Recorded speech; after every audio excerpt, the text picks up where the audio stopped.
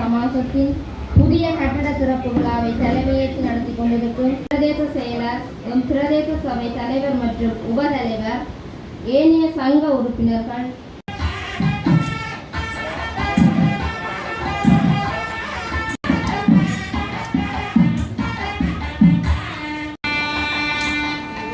நன்றி நன்றி.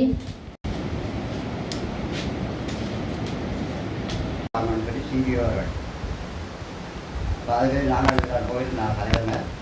அப்போது நிர்வாகம் இறுதிமையாக காரணமாக இடைக்கால நிர்வாகத்தை ஏற்படுத்தும் அப்படின்னு அதுக்கு தலைவர் மேலே எல்லாரும் ஒத்துழைப்பு கேட்டால் நாங்கள் போக மாட்டோம். அப்போ சரியாக சரி போட்டாமல் போயிருக்கு. அப்புறம் ஆஃபீஸுக்கு வரைச்சிருந்தாங்க. ஆஃபீஸுக்கு போகாமல் நியமனம் கடந்துருந்தாங்க. 3 மாதம் தற்காலிகமாக 3 மாதத்துக்கு செயல்படுங்க அப்படின்னு சொல்லி அப்போ நாங்கள் 3 மாதம் ஏற்றுக்கொண்டு வந்துட்டோம். வந்து இங்கிருந்த சமாசத்துக்கு போனால் ஒரு உடனடியாக போனோன்னு வந்து எங்களுடைய நெடுந்தீவு பிரதேசத்துக்கான கடத்தொழிலாளர் சமாசத்தினுடைய கட்டிட திறப்பு விழாவினை தலைமையேற்று நடத்தி கொண்டிருக்கின்ற கடத்தொழிலாளர் சமாசத்தினுடைய தலைவர் அவர்களுக்கும் இன்றைய இந்த நிகழ்வுக்கு பிரதம விருந்தினராக வருகை தந்து நிகழ்வினை சிறப்பித்துக் கொண்டிருக்கின்ற எங்களுடைய கௌரவ பாராளுமன்ற உறுப்பினர் ஸ்ரீதரன் ஐயா அவர்களுக்கும் மற்றும் இந்த நிகழ்வுக்கு வருகை தந்திருக்கின்ற எங்களுடைய நெடுந்தீவு பிரதேச சபையினுடைய கௌரவ தவிசாளர் சத்தியவரதன் அவர்களுக்கும் மற்றும் பிரதேச சபையினுடைய கௌரவ உபதவிசாளர் அவர்களுக்கும் மற்றும் இந்நிகழ்வுக்கு வருகை தந்திருக்கின்ற கௌரவ உறுப்பினர்கள், எங்களுடைய கடத்தொழிலாளர் சங்கங்களுடைய தலைவர்கள், செயலாளர்கள், உறுப்பினர்கள் அனைவருக்கும் என்னுடைய வணக்கத்தை தெரிவித்து கொண்டு, நெடுந்தீவு பிரதேசத்தை பொறுத்தவரையில் பெருமளவான மக்கள் இந்த கடற்தொழிலை ஜீவனோபாயமாக கொண்டு வாழ்கின்ற மக்கள். ஆகவே இந்த கடற்தொழிலாளர் சமாசத்தினுடைய கட்டிடமானது மிகவும் இன்றியமையாதது. கடற்தொழிலாளர் சமாசம் சிறப்பாக இயங்கினால்தான் அதன் கீழே வருகின்ற கடற்தொழிலாளர் சங்கங்களும் தங்களுடைய நிர்வாகத்தை சிறப்பான முறையிலே முன்னெடுக்க முடியும். அந்த வகையிலே எனக்கு தெரியும், நிச்சயமாக தெரியும், இந்த ஒரு குறைபாடு இருந்தது. அந்த குறைபாட்டுக்கான நிதி பங்களிப்பு 1 மில்லியன் ரூபாய் 10 லட்சம் ரூபாய் நிதியினை தந்து அந்த குறைபாட்டினை நீக்கிய எங்களுடைய கௌரவ பாராளுமன்ற உறுப்பினர்களுக்கு என்னுடைய நன்றியை தெரிவித்துக் கொண்டு, நான் உண்மையிலேயே எனக்கு கடற்தொழிலாளர் சங்கம் சமாசத்தின் மீது அதீத அக்கறை இருக்கின்றது. ஏனென்று சொன்னால் நான் முதலாவது அப்பாயின்மெண்ட்டில் இருக்கைகளில் என்னுடைய ஃபர்ஸ்ட் அப்பாயின்மெண்ட் நான் ஒரு கூட்டுறவு அபிவிருத்தி உத்தியோகத்தர், நான் ஒரு கோஆப்ரேட்டிவ் டெவலப்மெண்ட் ஆஃபீஸர். நான் யாழ்ப்பாணத்திலே 1 வருடம் முதலாவது என்னுடைய அப்பாயின்மெண்ட்டில் நான் வேலை செய்து விட்டு எனக்கு உடனடியாக இடமாற்றம் முல்லைத்தீவு போக சொல்லி 2001ஆம் ஆண்டு எனக்கு முல்லைத்தீவு இடமாற்றம். இப்போ நான் முல்லைத்தீவுக்கு இடமாற்றம் செய்து போகின்ற பொழுது நான் புதுக்குடியிருப்பிலே எங்களுடைய அலுவலகம் அந்த நேரத்தில் இருந்தது, புலிகளின் கட்டுப்பாடு அந்த நேரத்தில். அப்போ அந்த நேரத்தில் எங்களுடைய அலுவலகம் கூட்டுறவு அபிவிருத்தி உதவி ஆணையாளர் அலுவலகம் முல்லைத்தீவு புதுக்குடியிருப்பில், நான் புதுக்குடியிருப்பு போய் எங்களுடைய சம்மரி குவார்ட்டர்ஸ், எங்களுக்கு புதுக்குடியிருப்பு டிஎஸ் ஆஃபீஸில் ஒரு சம்மரி குவார்ட்டர்ஸில் எனக்கு ஒரு இடம் தந்தது. அங்கேருந்து என் ஃபர்ஸ்ட் அப்பாயின்மெண்ட் எனக்கு நியமித்தார்கள். கடத்தொழிலாளர் சமாசம் முல்லைத்தீவு கடத்தொழிலாளர் சமாசத்தினுடைய கூட்டுறவு அபிவிருத்தி உத்தியோகத்தராகவும், அதே நேரம் அங்கே இயங்கிய 24 கடத்தொழிலாளர் சங்கத்தினுடைய கூட்டுறவு அபிவிருத்தி உத்தியோகத்தராக. ஆகவே உங்களுடைய செயற்பாடுகள், உங்களுடைய தேவைகள், எவ்வாறு சமாசத்தினுடைய பங்களிப்பு இருக்க வேண்டும், ஒரு தாய் சங்கம் மாதிரி தாயை நீங்கள் பலப்படுத்தினா தான் பிள்ளைகளுக்கு அந்த தாய் சிறப்பான ஒரு சேவையை வழங்க முடியும். அது மாதிரி இந்த தாய் சங்கமானது, இந்த சமாசமானது சிறப்பாக இயங்க வேண்டும். அந்த அடிப்படையிலே நீங்கள் உங்களுடைய கடத்தொழிலாளர் சங்கங்களுடைய செயற்பாடுகளை முதலாவதாக ஸ்திரப்படுத்தி கொள்ளுங்கள். ஏனென்று சொன்னால் இப்பொழுது ஏற்பட்டிருக்கின்ற இந்த அழிவு சம்பந்தமான பதிவுகள் கூட என்னுடைய விடயத்து கொண்டு வரப்பட்டது. பல குறைபாடுகள் சுட்டி காட்டப்பட்டிருக்கிறது. ஃபிஷரிஸ் இன்ஸ்பெக்டர் நேரடியாக படகுகளை பார்த்து கொண்டு போகிறாருண்டு. ஆனால் அதிலே விடுபடுறதுக்கான சந்தர்ப்பங்கள் இருக்கின்றது. ஆகவே நீங்கள் சங்கங்கள் வடிவாக ஒரு நிர்வாகத்துக்களை இயங்கி இருந்தீங்கள் என்றால் உங்களோட சங்கத்துக்கு கீழே எத்தனை படகுகளை நீங்கள் ரெஜிஸ்டர் பண்ணி இருக்கணும், இங்கே எத்தனை மீனவ குடும்பங்கள் படகுகள் வைத்து இந்த வேலையை தொழிலை செய்து கொண்டிருக்கின்றார்கள் என்ற விவரம் உங்களிடம் தெளிவாக இருக்குமாக இருந்தால் நீங்கள் இன்று இந்த இது போன்ற இயற்கை அனர்த்தம் ஏற்படுகின்ற போது அழிவுக்கான பதிவுகளை பதிவுகின்ற பொழுது சங்கம் வைஸாக நீங்கள் ஒரு லிஸ்ட்டை வச்சுக்கொண்டு உங்களோட உறுப்பினர்களில் ஆட்டாட்ட படகுகள் சேதம், ஆட்டாட்ட வலைகள் சேதம், ஆட்டாட்ட என்ஜின் சேதமாக இருக்கிறது, இந்த தரவுகளை நீங்கள் துல்லியமாக கொடுக்கின்ற பொழுது அரசாங்கத்தினாலே பல பெறுமதியான இழப்பீடுகள் உங்களுக்கு வழங்கப்படுகின்றது. அதே மாதிரி காப்புறுதி செய்திருந்தால் அந்த காப்புறுதியின் தொகையும் உங்களுக்கு கிடைக்கிறதுக்குரிய ஒரு சந்தர்ப்பம் இருக்கின்றது. ஆகவே இவற்றை நீங்கள் சங்கங்கள் இன்று என்னை பொறுத்தமட்டில் இத்தனை சங்கங்கள் இயங்குகின்றன, இத்தனை சங்கங்கள் நிர்வாகம் திறமையாக இயங்குது என்று எனக்கு தெரியாது. நிர்வாகம் இல்லாமலே நீண்ட காலமாக சங்கங்கள் இயங்குகின்ற தன்மைதான் காணப்படுகின்றது. அதே மாதிரி நீங்கள் கொடுக்கின்ற தரவுகள் எல்லாத்தையும் ஒட்டுமொத்தமாக சமாசம் அவற்றை திரட்டி சம்பந்தப்பட்ட திணைக்களங்களுக்கு கிடைக்கின்ற பொழுது உங்களுடைய இழப்பீடுகள் உடனடியாக கிடைக்கிறதுக்குரிய ஒரு சந்தர்ப்பம் காணப்படுகின்றது. ஆகவே என்னுடைய பணிவான வேண்டுகோள் என்னென்னு சொன்னால், இன்று சமாசத்துக்கு ஒரு கட்டிடம் வந்துவிட்டது. இனியும் நீங்கள் தாமதிக்காமல் நான் சொன்னான் சமாச தலைவருக்கு, நீங்கள் இங்கே ஒரு உத்தியோகத்தரை நியமித்து நீங்கள் நிர்வாகமும் ஒரு சங்கங்களோடு ஒரு கோஆர்டினேஷனை வச்சுக்கொண்டு அந்த சங்கங்களுடைய நிர்வாகத்தை தெரிவுக்கும் நீங்கள் தான் பொறுப்பு. சமாசம்தான் அவற்றை மேற்பார்வை செய்ய வேண்டும். சிறப்பாக இயங்க வேண்டிய நிர்வாகங்கள் உங்களுடைய பல பிரச்சனைகளை நீங்கள் ஒற்றுமையாக இருந்தால் தான் தீர்க்க முடியும். ஆகவே இந்த சமாச கட்டிடத்திலே உங்களுடைய நிர்வாக ஒரு உத்தியோகத்தரை கடமைக்கு ஆற்றி சரியான முறையிலே புத்தகங்கள் எல்லாத்தையும் வைத்திருந்து கணக்கு வைப்புகளை சரியாக வைத்திருந்து உங்களுடைய கூட்டுறவு அபிவிருத்தி உதவி ஆணையாளர் ஊடாகவும் ஃபிஷரிஸ் கடத்தொழிலாளர் இதில் 2 திணைக்களங்கள் சம்பந்தப்பட்டிருக்கின்றது. ஒன்று கூட்டுறவு அபிவிருத்தி உதவி ஆணையாளர் அலுவலகம், 2வது கடத்தொழிலாளர் நீரியல் வள திணைக்களம். இந்த 2ம் சம்பந்தப்பட்டிருக்கின்றது. இந்த நீரியல் வள திணைக்களமானது உங்களுடைய கடல் சம்பந்தமான விடயங்களை கண்காணிக்கிறதுக்கு பொறுப்பாக இருக்கிறது. இழப்புகளை பதிவதற்கு, மற்றது இந்த சட்டவிரோத கடல் மீன்பிடி அதுகளை தடுக்கிறதுக்கு, மற்ற தேவையான கடல் சம்பந்தமான உங்களுக்கு இருக்கிற பிரச்சனைகளுக்கான அட்வைஸை தர்றது இந்த கடற்தொழில் நீரியல் வள திணைக்களம். கூட்டுறவு அபிவிருத்தி திணைக்களம் உங்களுடைய கணக்குகளை ஆடிட் பண்ணி உங்களோட சங்கங்களை பதிவு செய்து நிர்வாகத்தை தெரிவு செய்து சிறப்பான முறையில் கொண்டு போகிறதுக்குரிய ஏற்பாடுகள் இந்த 2 திணைக்களமும் செய்ய வேணும். ஆகவே நீங்கள் இந்த உங்களுடைய சங்கங்களையும் சமாசத்தையும் சிரமமாக இயக்கின்ற பொழுது நல்ல முறையிலே இந்த உங்களுடைய மீனவர்களுக்கான அங்கத்தவர்களுக்கான நல்ல ஒரு பயனை பெற்றுக்கொள்ள முடியும். அதே போன்று என்ஜிஓஸ் ஏதாவது வருகின்ற பொழுது அரசு சார்பற்ற நிறுவனங்கள் அல்லது வேர்ல்ட் பேங்க் அல்லது ஏசியன் டெவலப்மெண்ட் பேங்க் ஏதாவது ஒரு ப்ரொஜெக்ட்டுக்கு வருகின்ற பொழுது உங்களுக்கு ஒரு நல்லொரு திட்டத்தை நாங்கள் எங்களுக்கு சமர்ப்பிக்க முடியும். சமாசமும் சங்கங்களும் நல்ல முறையில் இயங்கினா தான் நீங்கள் கொடுக்கின்ற நாங்கள் உங்களுக்கு முன்மொழிகிறது ரெக்கமெண்ட் பண்ணுற திட்டங்கள் அமல்படுத்தப்படும். எனக்கு நல்ல அனுபவம் இருக்குது. நாங்கள் அங்கே முல்லைத்தீவிலே நான் இருக்கின்ற போது கடத்தொழிலாளர் சமாசமும் அந்த 24 சங்கங்களுக்கும் நாங்கள் அன்று 2001ஆம் ஆண்டு UNDP-ஆல் ஃபிஷரிஸ் ரீகவரி ப்ரொஜெக்ட்னு ஒன்று செய்த நாங்கள் மீனவர்கள் எல்லாருக்கும் சுழற்சி முறையிலே ஒரு கடன் திட்டம் கொடுத்து படகுகள் மற்றது வலைகள் வென்றுவதற்கான உதவிகள் வழங்கப்பட்டது. அதே மாதிரி கடத்தொழிலாளர் சமாசத்துக்கு ஒரு லொரியும் 3 கூலரும் பெற்றுக் கொடுத்த நாங்கள். அதே மாதிரி கடத்தொழிலாளர் சமாசத்துக்கு ஒரு கூல் ரூம் பெற்றுக் கொடுத்த நாங்கள். அது போன்ற பல திட்டங்களை நாங்கள் செய்த நாங்கள். உங்களை கடத்தொழிலாளர் சங்கங்களில் இருந்து புறப்படுகின்ற மீன்களை எல்லாம் நாங்கள் எங்களோட கூல் ரூமில் வச்சிருந்து கூலரில் குழம்புக்கு ஏற்றி நல்ல பெறுமதி நல்ல ஒரு வருமானத்தை ஈட்டி கொடுத்த நாங்கள். அது மாதிரி பல நன்மைகள். நீங்கள் சங்கங்களும் சமாசமும் சிறப்பாக இயங்கினால் எங்கள் எதிர்காலத்தில் வர்ற திட்டங்களும் சிறப்பாக இருக்கும். உங்களுக்குள்ளே ஏற்கனவே சில முருகல்கள் இருந்து சமாச தலைவரும் என்னோட கதைச்சவர். ஆகவே அந்த பிரச்சனைகளை தொடர்ந்து வைத்திருக்காமல் அவற்றை தீர்த்து சிறப்பான முறையிலே நீங்கள் இயங்குவீர்கள் என்றால் உங்களுக்குரிய உதவிகளை நாங்களும் பாராளுமன்ற உறுப்பினர்களும் இருக்கிறார் ஸோ எதிர்காலத்திலே செய்வதற்கு தயாராக இருக்கணும் என கூறி இந்த சந்தர்ப்பத்திலே எனக்கு ஒரு இடம் தந்தமைக்காக நன்றி கூறிவிட.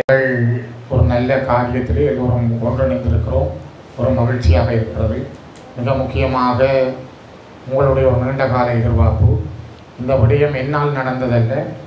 இன்னும் நாங்கள் முதல் எங்களுடைய தவிசாளர் சத்தியவர்தன் ஐயா அவர்களோடு பேசி நாங்கள் நெடுந்தீவு மகா வித்தியாலயத்தினுடைய ஒரு அவசர தேவையை பூர்த்தி செய்வதற்காக 1 மில்லியன் ரூபாவை இம்முறை யாழ்ப்பாண மாவட்டத்துக்கு எனக்கென ஒதுக்கப்பட்ட 9 மில்லியனில் 1 மில்லியனை நெடுந்தீவு மகா வித்தியாலயத்துக்கும் இன்னொரு மில்லியனை சங்கத்தினுடைய நெடுந்தீவு பல்நோக்கு சங்கத்தினுடைய வள்ளத்தை திருத்துவதற்காக 1 மில்லியனுமாக 2 மில்லியன் ரூபாய்களை நான் ஒதுக்கீடு செய்திருந்தேன். அவருடைய வேண்டுகோளுக்கிணங்க அவரும் ஏனைய உறுப்பினரோடு பேசி அதனை கோரிக்கையாக முன்வைத்திருந்தார். ஆனால் அதில் ஒரு பிரச்சனை வந்தது என்னென்றால் உற்பத்திகளை வெளிக்காட்ட வேண்டும் என்ற அடிப்படையில் அந்த பாடசாலைக்கான நிதியை பயன்படுத்த முடியாத ஒரு சட்ட பிரச்சனை இருந்தது. அதனால் அந்த பணத்தை ஏதோ ஒரு உற்பத்தி துறையிலே ஈடுபடுத்துவதற்காக எங்களுடைய கௌரவ தவிசாளர்களுடைய வேண்டுகோளுக்கிணங்க அந்த பணம் நெடுந்தீவு கடத்தொழிலாளர் கூட்டுறவு சங்கத்தினுடைய சமாசத்துக்கு ஒதுக்கப்பட்டது. அப்பொழுது இருந்த பிரதேச செயலாளர் அவர்களும் இதற்கு பூரணமான ஒத்துழைப்பினை தந்திருந்தார். அவரும் அதனை முயற்சி செய்ய வேண்டும் என்ற ஒரு ஆர்வமோடு இருந்தார். இப்பொழுது வந்திருக்கின்ற எங்களுடைய பிரதேச செயலாளரும் செய்து முடிப்பதிலே உங்களோடு மிகப்பெரிய பங்காற்றியிருக்கிறார். இந்த கடற்கரை ஓரத்திலே உங்களுடைய தேவைக்காக இந்த கட்டிடம் அமைக்கப்பட்டிருப்பது இப்பொழுது பேசிய உபதலைவர்களும் சொன்னார் இதனுடைய முக்கியத்துவத்தை. ஆகவே அன்போடும் மதிப்போடும் உங்களிடம் இந்த கட்டிடத்தை இன்று நாங்கள் கையளிப்பதில் பெருமைப்படுகிறோம், மகிழ்ச்சி அடைகிறோம். இது ஒரு தனிநபருடைய காசு அல்ல, இது ஒட்டுமொத்தத்தில் மக்களுடைய வரிப்பணம், உங்களுடைய வரிப்பணம் தான். எல்லோருடைய கூட்டு முயற்சியும் இந்த கட்டிடம் கிடைத்திருக்கிறது. தனியாக ஒரு ஸ்ரீதரன் சிவஞானம் என்ற பெயரை நீங்கள் பொறிக்க தேவையில்லை. நாங்கள் எல்லோரும் சேர்ந்து, நீங்களும் நாங்களும் சேர்ந்து இந்த கட்டிடத்தை அமைத்திருக்கிறோம் என்ற பெருமையோடு இது எங்களுடையது என்ற அந்த உரிமை உங்களிடம் இருந்தால் நிச்சயமாக இந்த கட்டிடத்தை இன்னும் நீங்கள் வளமாக பயன்படுத்துவீர்கள். ஆகவே வாழ்த்துக்களை கூறிக்கொள்கிறேன். மிக முக்கியமாக உங்களுடைய நெருக்கடிகள் ஏராளம். தம்பி உரையாற்றும் பொழுது சொன்னார், இந்த கூலர் பிரச்சனை, பாலத்திலே கட்டுகின்ற பிரச்சனை, இங்கே கடத்தொழிலாளர்கள் எதிர்கொள்ளுகின்ற பாரிய விளைவுகளை சொல்லியிருந்தார். நாங்கள் அதிகமாக நான் அதனை கவனத்திலே எடுக்கிறேன். என்னால் முடிந்தவரை அதற்கான ஏதோ ஒரு வகையிலான உதவியை உங்களுக்கு ஆற்றுவதற்கு நான் சம்பந்தப்பட்ட துறை சார்ந்த அதிகாரிகளோடும் உரையாடி அதற்கான தீர்வுகளை எட்டுவதற்கான முயற்சிகளை மேற்கொள்கின்றேன். அதே நேரம் கடத்தொழிலாளர்கள் இங்கே கடுமையான நெருக்கடிகளை சந்திக்கிறார்கள். 6 சங்கங்களுடைய தாய் சங்கமாக கூட்டு சங்கமாக இருக்கிற சமாசம் எல்லோரையும் வழிநடத்துகின்ற ஒரு பெரிய சங்கம். ஆகவே இந்த சமாசத்துக்கு ஒரு மிகப்பெரிய பொறுப்பும் கடமையும் இருக்கிறது. அந்த பொறுப்பை நீங்கள் சரியாக ஆற்றுகிறீர்கள், எல்லோரையும் அரவணைத்து செல்லுகின்றீர்கள். அதனால் நாங்கள் உங்களை மதிப்போடும் மரியாதையோடும் பார்க்கிறோம். குறிப்பாக உங்களுடைய தேவைகள் ஏராளம், ஆனால் நாங்கள் செய்வது ஒரு சிறு துளி. இன்னும் செய்ய வேண்டிய பணிகள் அநேகமாக உண்டு. கடந்த தேர்தல் காலத்தில் கூட நான் இந்த ஒழுங்கையிலே வந்து உங்களோடு உரையாடியிருந்தேன். கூட்டம் கூட இந்த கடற்கரையிலே நாங்கள் செய்திருந்தாங்கள், எனக்கு நல்ல ஞாபகம் உண்டு. அதே போல் உங்கள் எல்லோருடன் பேசுகின்ற கதைக்கின்ற வாய்ப்புகள், அடிக்கடி உங்களை சந்திக்கின்ற வாய்ப்புகள் கிடைத்து. இங்கே ஜேசுவன் இருக்கிறார், அடிக்கடி மெக்கலன்னு ஏதாவது சொல்லி என்ன பேசி கொண்டு இருப்பார். அவருக்கு சொல்லுங்கள் என்ன பேச வேணாமன். அவர் தான் அடிக்கடி ஏதாவது எடுத்து அந்த தேவை இந்த தேவை என்று ஏதாவது ஒன்றை சொல்லுவார். இப்போ அவர்கள் எல்லாருமே நீங்கள் சேர்ந்த முயற்சி தான் இது கிடைத்திருக்கிறது. அந்த வகையில் நாங்கள் இன்னும் தொடர்ந்து, நான் மட்டுமல்ல, எங்களுடைய தவிசாளர், உபதவிசாளர், கௌரவ உறுப்பினர்கள், இங்கே கூடியிருக்கிற நாங்கள் எல்லோரும், எங்களுடைய பிரதேச செயலாளர் எல்லாரும் நாங்கள் கூட்டாக இயங்கினால் இன்னும் பல மாற்றங்களை நாங்கள் கொண்டுவர முடியும். அந்த மாற்றங்களை நோக்கிய நகர்விலே இது ஒரு நல்ல அத்தியாயம். நான் நினைக்கிறேன் 2026ஆம் ஆண்டிலும் எங்களுக்கு ஒதுக்கப்படுகிற நிதியில் ஏதோ ஒரு வகையில் நெடுந்தீவு மண்ணில் இருக்கின்ற தேவைகளில் பூர்த்தி செய்வதற்கான என்னுடைய முயற்சிகளை மேற்கொள்வேன் என கூறி இந்த அருமையான வாய்ப்புக்கும் நன்றி கூறி விடைபெறுகிறேன். இந்த நாள் நல்ல நாளாக அமைய வாழ்த்துக்கள். அடுத்து நடந்து இந்த 6ஆம் வட்டாரத்திலேருந்து 13ஆம் வட்டாரம் வரைக்கும் எவருமே இந்த கரையோரத்தில் இருக்கே இல்லை. எல்லாருமே இடம்பெயர்ந்து அந்த முகாங்களுக்கு போச்சுனவே அங்கே போகல. உறவினர் வீடுகளில் இருந்தவை முழு பேரும் பாதிக்கப்பட்டது. குறிப்பாக 1ஆம் வட்டாரத்திலேருந்து 15ஆம் வட்டாரம் வரைக்கும் அனைவரும் பாதிக்கப்பட்டது தான். 1410 குடும்பம். ஆனால் 1210 பேருக்கு தான் இது இடர்காலில் கொடுப்பட வேண்டும் பதிஞ்சிருக்கிறார். ஆனால் எந்த விரும்பின வீடுகளுக்கு போகிறது, விரும்பாத வீடுகளுக்கு போகிறதில்லை. அனைவருக்கும் வெள்ளம் வந்ததுதான், அனைவரும் பாதிக்கப்பட்டதுதான். அனர்த்தமண்டா இவங்க தொழிலுக்கு போக மாட்டாங்க. நீங்கள் கொடியேற்றிட்டீங்க, அவன் சாப்பிட்றது என்னத்தை சாப்பிட்றது, என்ன உழைப்பு இருக்குது? ஆனால் அனர்த்தமண்டா அறிவிக்கிறீங்க. என்ன முகாம் இருக்குது, எங்கே போய் தங்குறது, ஒரு சுகாதார வசதி இருக்கா, ஒரு தண்ணி வசதி இருக்கா, அல்லது மின்சாரம் இருக்கா, அல்லது அவங்க டொய்லெட்டுக்கு போகிறதுக்கு மனசில் கூட வசதி இருக்கா? இதில் வச்சு கொண்டு தான் நீங்கள் சொல்லணும், அறிவிக்கணும். 2 கிழமைக்கு முதல் நீங்கள் போய் இருங்கண்டு. எங்கே போய் இருக்கிறது?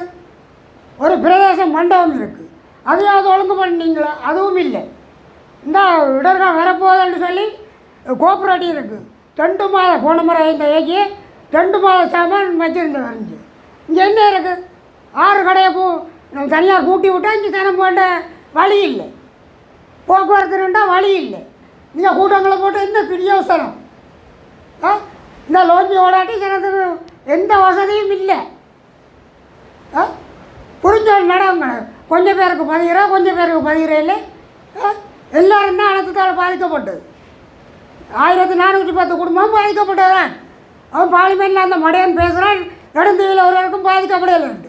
இதே சிறிதர் ஐயாவும் பார்லிமெண்ட்டில் எந்த வர்றான் காய்ச்சி வர்ற ஒரு வார்த்தை, நெடுஞ்சி மக்களை போய் காய்ச்சி வர்றா இல்லை. அவருக்கு தெரியாத நெடுஞ்சி மக்களோட வாழ்க்கை நிலை தெரியாதா? என்ன பக்காத்து விட்றீங்க? நானே கூட என்னுடைய வீடு 3 நாளாக பாதிக்கப்பட்டு, நான் தரப்பால் தான் தான் சீட்டு பறந்துட்டு ஆரடி சொல்கிறது. வந்து கேட்காண்டியா படம் இருக்காண்டு நாங்கள் மாமா படம் எடுக்க படம் இல்லாத இந்த ஃபோன் இல்லாதவன் என்ன செய்கிறது? இந்த டைஃபான் இல்லாதவன் என்ன செய்கிறது? மக்களோட கும்பலோட நீங்கள் கேட்குறீங்க, என்ன நடக்குறீங்க? இந்த தொழிலெல்லாம் அவ்வளோ அழிஞ்சு போகுது, இந்த ரோடு நாள் அழிஞ்சு போகுது. என்ன நடவடிக்கை எடுக்கிறீங்க? இதைத்தான் நான் சொல்ல வரேன். மக்களுக்குரிய இதெல்லாம் கொடுங்க. உலக நாடுகள் அள்ளி கொட்டுறாங்க, நீங்கள் மறைக்கிறீங்க. கொடுக்க சொல்லி தான் ஜனாதிபதி சொல்கிறேன். ஒரு குடும்பத்துக்கு 20,000 கொண்டா கூட ஏழப்பா மறக்கிறேன். உங்கள் வீட்டு காசா இங்கே இஎஸ் இருக்கா, வந்து விரும்பி நாங்கள் தான் பார்ப்பான். அதில் எந்த வீட்டுக்கு இல்லை எல்லாத்தையும் பார்த்துட்டு அதில் டொலாட்டு வீடு, அதில் இவன் நார் அப்பக்குழி வீடு, இந்தால ஜெயம் வீடு, இந்தால வீடு, அது பார்க்கல. ரெண்டா அவங்க வசதியாக பாதிக்கப்படக்கூடாது. இந்த மூன்று நாளாக கடைகளை படுத்துனாங்க.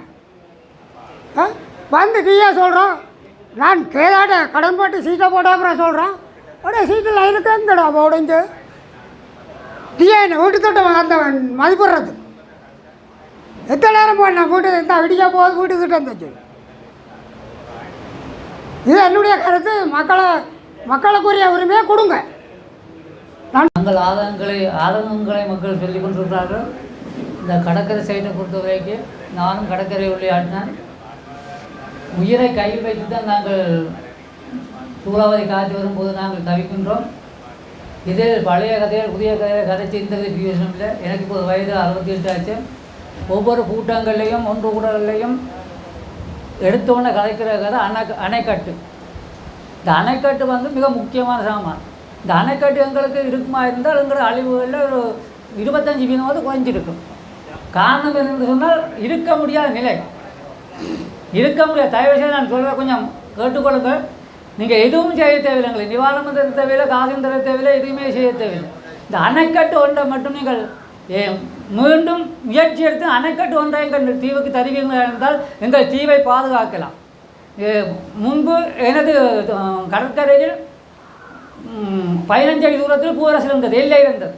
பிறகு நாங்கள் எல்லையை துவக்கி பிறகு 15 அடி பின்னுக்கு வச்சோம். இப்போ இன்று வந்த புயல் வந்து எனது வீட்டு படிக்க வந்துட்டு. நாங்கள் தீவை பாதுகாத்தால் எங்கள் மக்களை பாதுகாக்கலாம். இப்போ இந்த எத்தனையோ ஒதுங்குறைப்பு கூட்டங்கள் எல்லாம் இந்த அணைக்கட்டு வந்து தேவையில்லாத கதைகளால் அடிபட்டு அல்லப்பட்டு போயிட்டு சேருக்கு தெரியும் அணைக்கட்டு விவரம் சேருக்கும் முழுக்கா தெரியும். நீங்கள் எந்த இது செய்யாட்டியும் பரவாயில்ல சார், தயவு செய்து நெடுந்தீவுக்கு அணைக்கட்டு ஒன்று போட்டால் மக்களை பாதுகாக்கலாம், நெடுந்தீவை பாதுகாக்கலாம், எங்கள் உயிர்களையும் பாதுகாக்கலாம் என கூறி விடைபெறுகிறேன். நன்றி. சில கேள்விகளை வச்சபடியால் நான் அதுக்கு விடையளிக்கவும் தானே. பிறகு இவர் கேட்க நாங்கள் ஒன்று சொல்லாமல் போயிட்டு உங்களுடைய ஆதங்கம் கோபம் நான் அதை ஏற்றுக்கொள்கிறேன். தயவு செய்து உங்களுக்காக எதுவும் கதைக்கலன்னு சொன்னால் மன்னித்து கொள்ளும். பாராளுமன்றத்தில் சில தலைப்புகளுக்குள்ள விவாதங்கள் வரும். எங்களையும் 8 பாராளுமன்ற உறுப்பினர்கள். அப்போ அவர்களுக்கு நேரங்களை பிரித்து கொடுக்க வேறு ஒரு ஆள் பிள்ளையாக பேசிட்டாருண்டா இன்னொரு கட்சிக்காரன் நான் அதுக்கு பதிலளிக்கிறதுக்கு வாய்ப்பு இல்லாமல் போயிடும். அதால் நான் பாராளுமன்றத்தில் அதுக்கான பதில்களை பேச முடியலை. நான் இங்கே போன திங்கட்கிழமை வாரத்துக்கு இருந்தேன். நான் என்ன சொல் நான் டிஎஸ்ஐயாக்கும் போன திங்கள் தான் இங்கே வாரத்துக்கான முயற்சி எடுத்தினாங்க. அதுக்கிடையில் உங்களுக்கு தெரியும் நுவரெலியா திருவண்ணாமலை போன்ற இடங்களில் இதை விட மோசமாக பாதிப்புகள் நடந்ததால் நான் போய் வர வேண்டியிருந்தது. அதால் இங்கே வர முடியலை. நான் நேராக வந்ததுக்கான நோக்கமும் கிட்டத்தட்ட உங்களோட இந்த விஷயங்களை நேராக பார்த்து நானும் ஒரு புலக்காட்சியோடு கதைக்க போனேன். ஆகவே நான் நினைக்கிறேன் கிட்டத்தட்ட ஒரு 200 பேருக்கான ஒரு சின்ன அரிசி பொதிகளும் கொண்டு வந்தாங்க. ஏற்கனவே சங்கத்தில் கொண்டு வந்து இறக்கி இருக்கிறோம். ஒரு தொகுதி அடுத்த தொகுதியில் கட்டமாக அனுப்புகிறோம். ஒரு வெள்ள நிவாரணத்துக்காக இது நாங்கள் தனிப்பட்ட ரீதியாக எங்களுடைய கட்சி ரீதியாக அதை நாங்கள் அலோகேட் பண்ணியிருக்கிறோம். நெடுந்தீவு கிளை சார்பாகத்தான் அந்த உதவி வழங்கப்படும். ஆகவே நாங்கள் பிரதேசங்களோட அனுமதியோடு செய்வோம். இல்லை வாரணையா நான் கதைக்க பொறுங்க ஐயா நான் கதைக்க வரும். அப்போ இந்த விஷயங்களோட நீங்கள் சொன்னதை நாங்கள் கருத்தில் எடுக்கிறோம். அதிகமாக நாங்கள் உங்களோட பக்கம்தான் நிற்கிறோம். பாதிக்கப்பட்டவர்கள் 1410 பேர் என்றால் அதில் கொடுக்கப்பட்ட 1210 பேருக்கான அந்த கொடுப்பனவு வழங்கப்படணும் என்றதுக்கான முழு முயற்சிகளை நாங்கள் மேற்கொள்கிறோம். அதற்காக சம்பந்தப்பட்ட அதிகாரிகளோடு நான் நேரடியாக பேசியும் இருக்கிறேன். அரசாங்க அதிபரோட பேசியிருக்கிறேன், பிரதேச செயலாளரோட பேசியிருக்கிறேன். நான் அதுக்காக தான் இன்றைக்கு வந்தது. நாங்கள் உண்டை பார்க்காமல் நேரடியாக உங்களோட கதைக்காமல் எழுந்தமானமாக ஃபேஸ்புக்கை பார்த்து கதைக்கக்கூடிய ஆளல்ல நான். இந்த முகநூல்கள் அல்லது ஃபேஸ்புக்கில் வரதை வச்சு கதைக்கிறது இல்லை. நாங்கள் ஒரு ஆவண ரீதியாக உண்டை உறுதிப்படுத்தி தான் நான் கதைக்க போனேன். அவை நான் நாளைக்கு பிழையானது உண்டை கதைச்சி போட்டு வந்து நீங்கள் கோவப்படுறீங்கன்ட்டு நான் உங்களுக்கு சார்பாக கதைச்சிட்டு போகலாது. ஒன்று உங்களுக்கு நல்லா தெரியும், நெடுந்தீவில் எங்கட காலத்தில் தான் கிட்டத்தட்ட உள்ளக வீதிகள் நிறைய நாங்கள் செய்த. நாங்கள் 2015 19 கிடையாது கிட்டத்தட்ட 6.5 கோடி ரூபாய்களுக்கு நாங்கள் செய்தாங்க. இந்த பிரதான வீதி கூட கொண்டு வந்தது நான் என்று சொல்கிறத விட நாங்கள் தான் கொண்டு வந்தாங்க. நான் என்று சொல்ல நான் விரும்புகிறதில்லை. வேறு யாரும் முந்தி கனகாலம் ஆட்சி செய்த ஒரு தரம் அந்த ரோட்டை போட இல்லை, 2 தரம் போட்டு காசு எடுத்துருக்கிறதே செய்யலை. ஆனால் நாங்கள் நெடுந்தீவு கிளை ஊடாக எடுத்த முயற்சி நாங்கள் இன்றைக்கு ஓரளவுக்கு கொஞ்சம் கட்டத்தை தாண்டி இருக்கிறோம். திரும்ப இன்னும் அந்த முயற்சியை எடுத்திருக்கிறோம். நீ அந்த ரோட்டை முடிப்போம், ஏதோ ஒரு வகையில் இந்த வருஷத்தில் ஒரு முடிவுக்கு கொண்டு வருவோம். அதே போல் உங்களுடைய தேவைகளையும் எங்களால் முடிஞ்ச அளவுக்கு செய்வோம். நாங்கள் கைவிட மாட்டோம். இது நான் என்று பார்க்காதீங்க. நாங்கள் எல்லாருமா சேர்ந்தால் தான் இருக்க எங்களோட கரங்களை உண்டா வச்சுருந்தா தான் செய்யலாம். தனி மனிதர்கள் எம்பி தான் ஸ்ரீதரன், ஆனால் ஸ்ரீதரன் மட்டும் செய்யலாது. ஆகவே உங்களுடைய பூர்ண ஒத்துழைப்பு கூட்டு முயற்சி இவற்றுக்கூடாக நாங்கள் வெற்றி பெறுவோம். உங்களோட கோபம் ஆதங்கத்தை நான் பிள்ளையாக பார்க்கணும், நான் ஏற்றுக்கொள்கிறேன். அதுக்காக நான் சொன்னேன் உங்கள்கிட்ட மன்னிப்பு கேட்குறோம். நாங்கள் உடனே வாய்க்கு வந்தபடி நான் செய்திகளை சொல்லிடாது. இப்போ ஒருத்தர் சொல்லுவார் அங்கே உள்ள மக்களை இங்கே குடியேற்றணும் பண்ணுவார், ஒருத்தர் சொல்லுவார் இங்கே உள்ள மக்களை அங்கே குடியேற்றுவார். இதெல்லாத்துக்கும் கேட்டு கதைக்கிறார். பிறகு பார்த்தா கொஞ்ச நாளாக வேறு ஒருத்தர் சொல்லுவார் அங்கேயே இருக்க இடம் இல்லை, அப்புறம் நீ இங்கே வந்து கொண்டு போறியாண்டுவார். நாங்கள் கவனமாக நிதானமாக பொறுப்போடு கதைக்கணும். ஒரு இனத்தை பிரதிநிதித்துவப்படுத்துகின்ற கட்சி, ஒரு இனத்தை வழிநடத்துகின்ற கட்சியினுடைய பாராளுமன்ற குழுவின் தலைவர் நான். இப்போ நான் கதைக்கிற ஒவ்வொரு வார்த்தைகளும் மிக மிக கவனமாக ஒவ்வொருத்தராலையும் உன்னிப்பாக பார்க்கப்படும். இன்றைக்கு நான் நெடுந்தீவுக்கு வந்துட்டு போகிறேன்னா இதை ஊடகங்களுக்கு ஊடாக பல பேர் பார்ப்பார்கள், சில பேர் நேரடியாக பார்ப்பார்கள். எங்களோட வார்த்தைகள் என்ன சொன்னு பார்ப்பார்கள், எங்களோட செயல்பாடு என்னென்று பார்ப்பார்கள். இப்போ நாங்கள் மிக கவனமாகவும் நிதானத்தோடும் பொறுப்போடும் நடக்கணும். அந்த பொறுப்பும் கடமையும் உரிமையும் எங்களோட கட்சிக்கு உண்டு, எங்களுக்கு உண்டு. அதனால் நாங்கள் அதை மிக சிறப்பாக சீராக ஆற்றுவோம். அதற்காக உங்களோடு இருப்போம். உங்களுடைய ஆதங்கங்களை ஏற்றுக்கொண்டு அதற்கேற்ற வழியில் செயல்படுத்துவோம் என்ற நம்பிக்கையை நான் உங்களுக்கு தருகின்றேன். இந்த அணைக்கட்டு விஷயமும் நாங்கள் கவனத்தில் எடுத்திருக்கிறோம்.